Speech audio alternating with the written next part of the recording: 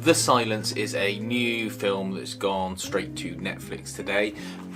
It stars Stanley Tucci and two of the actresses from The Chilling Adventures of Sabrina, the ones who play Sabrina, and Zelda.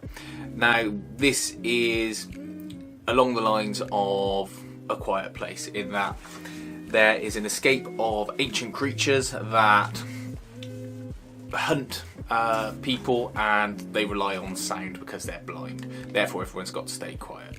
The difference between this and A Quiet Place, I suppose, is that this is more like A Quiet Place Day One. You start off seeing the family before the events of these creatures escaping, and you see a little bit of lead up to it, and then they're thrust into trying to escape from these creatures.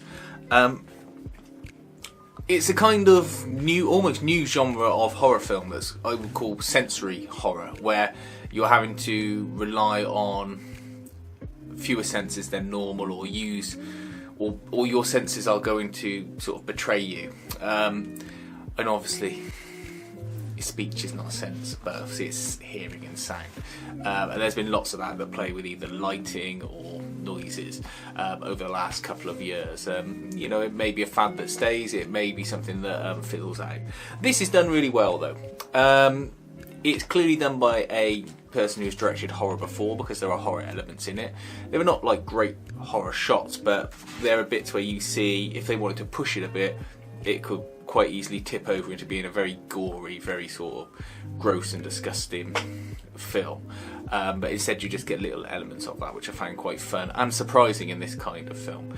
All the acting is really good. I really felt like they were a family, and I felt like their reactions were honest.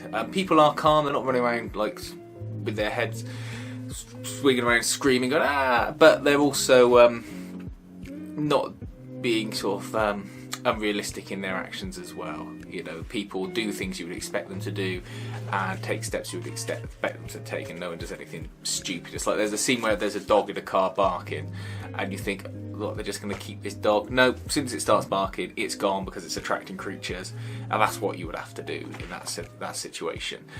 Same with a few other choices in it. Like there's a fight at the end. And any other film, they would drag that out, they would make it some big protracted thing.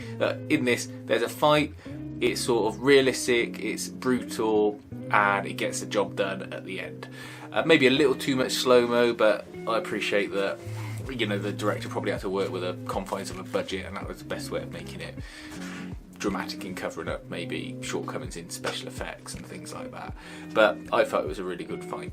They come across a cult as they're travelling to a site of refuge, and this cult isn't over the top. I mean, they've cut their tongues out, but you don't get all this sort of preaching and this backstory sort of information. Having to see a cult facility, you just have the main guy who you find out is called the Reverend, and he wants them to join them because the daughter is fertile, and they all believe that being silent is the key to not being a sinner. And there's little hints of that through the film, so it's not a big exposition dump, and all that handled really well. And it's just enough, because you're so used to seeing these kind of films now that you're used to working out that there's obviously some crazed religious people that have formed into a group within the matter of weeks of these events occurring.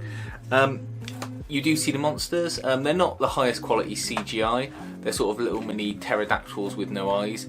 But to be fair, they serve a purpose, and all the other special effects in it I was quite happy with for a TV movie. Essentially, you wouldn't want to watch this at the cinema, but as a sort of TV movie that is clearly commissioned solely on the success of A Quiet Place, yeah, I think it's fun, enjoyable. It's an hour and a half long, and it doesn't outstay its welcome at all. Unlike its, well, I say, its sister movie Bird Box, which instead of doing everything right, I felt did a lot of things wrong and was overlong with it too.